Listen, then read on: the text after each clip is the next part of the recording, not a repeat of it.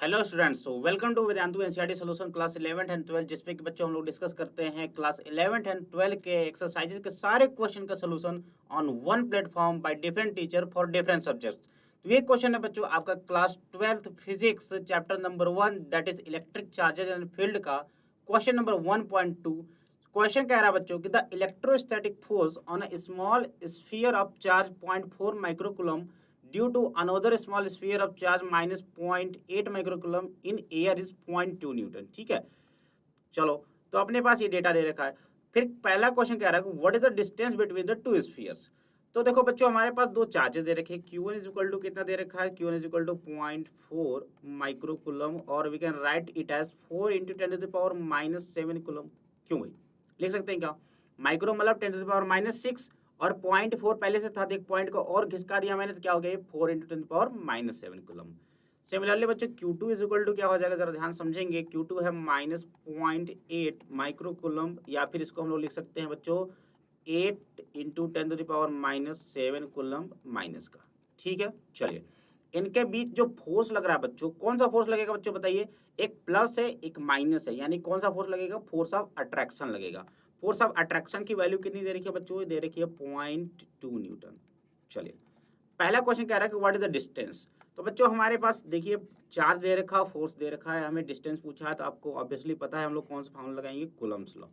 F is equal to K Q1 Q2 bye are square. समझ में आ रहा है क्या।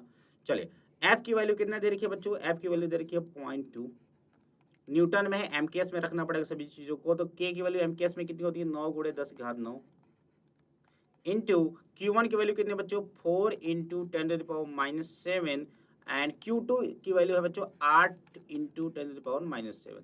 यहाँ पे एक चीज ध्यान रखेंगे बच्चों हम लोग कि जो फोर्स कैलकुलेट करते समय या फिर फील्ड कैलकुलेट करते समय हम लोग चार्ज की जो साइन होता है प्लस या माइनस उसको हम लोग कंसिडर नहीं करते, राइट। क्योंकि जो साइन होता है बच्चों उससे हमें केवल डायरेक्शन पता चलता है, हम डायरेक्शन के लिए यूज करते हैं।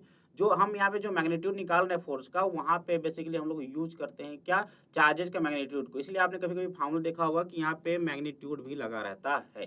ठीक है, समझ में आ गया कि सभी को। चलिए डिवाइडेड बाई आर स्क्वायर जो कि हमें कैलकुलेट करना है। चलिए तो ये कितना हो जाएगा बच्चों, सबसे पहले हम लोग पावर सॉल्व कर लेते हैं। देखिए 9 है, ये -7 कितना होगा बच्चों, -14 और -14 में से 9 जाकर कितना बचेगा बच्चों, 10⁻⁻5।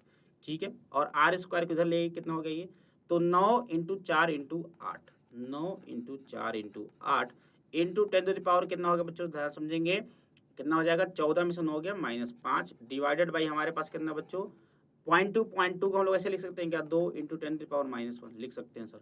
अब देखिए 2 से ये कट गया एक बार, हाँ 2 बार में कितना हो गया, 2 दूनी 4, तो कितना हो गया बच्चों 8 दूना 16 और 16 नवा की 144। ये हो गया हमारा 144 गुड़े। अब देखिए कितना हो जाएगा बच्चों, -1 ऊपर जाएगा तो कितना हो जाएगा +1 और -5 में से 1 गया तो कितना हो जाएगा 10 की घात -4।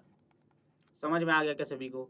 आर स्क्वायर की वैल्यू बच्चों हमारे पास इतनी आ गई, तो हमें चाहिए क्या आर, तो हमें क्या लेना पड़ेगा, रूट लेना पड़ेगा। तो ये हो जाएगा बच्चों 144 इंटू 10⁻⁻4। किसी कोई दिक्कत नहीं सर। अब 144 का रूट सभी को पता है 12 होता है और 10⁻⁻2 का रूट कितना होता है, -4 का रूट होता है 10⁻⁻2। ये आ गया बच्चों मीटर में, क्या आ गया मीटर में, राइट। तो इसको हम लोग लिख सकते हैं कितना 0.12 मीटर या फिर हम लोग लिख सकते हैं 12 सेंटीमीटर। किसी कोई दिक्कत है ना।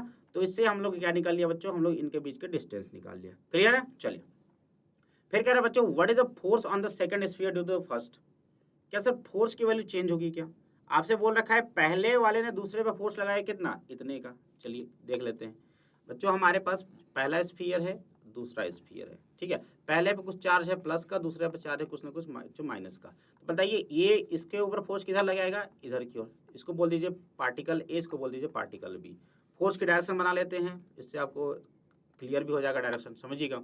प्लस है बच्चों, ये माइनस है, प्लस माइनस क्या होगा, अट्रैक्ट करेंगे। यानी कि जो बी पे फोर्स लगेगा बच्चों, किधर लगेगा, बी पे फोर्स लगेगा, force on B due to A इस डायरेक्शन में लगेगा। ठीक है, तो न्यूटन का जो थर्ड लॉ है बच्चों क्या बोलता है कि अगर एक बॉडी दूसरे पे फोर्स लगा रहा है तो सेम बॉडी दूसरे सेम वो पहले वाले बॉडी पे फोर्स लगाएगा लेकिन अपोजिट डायरेक्शन में। ठीक है, तो ऑब्वियस सी बात लगाएगा, यानी किधर लगाएगा, इधर की ओर लगाएगा, force on A due to B. ठीक है, और आप देख भी सकते हैं ये प्लस ये माइनस यदि क्या करेगा, अट्रैक्ट करेगा, तो ऑब्वियस सी बात है फोर्स का डायरेक्शन इधर की ओर होगा, उसकी तरफ ही होगा। और आपको पता है कि बच्चों दोनों फोर्स बराबर होंगे, है ना, न्यूटन के थर्ड लॉ से F A B is equal to F B A, ठीक है। और दोनों के मैग्नीट्यूड कितनी होगी बच्चों, दोनों की मैग्नीट्यूड हो जाएगी 0.2 न्यूटन के बराबर, ठीक है। तो ये हो जाएगा हमारा बी क्वेश्चन का आंसर। तो उम्मीद करता हूँ आपको सॉल्यूशन समझ में आया गया होगा। So do subscribe the channel. Thank you very much.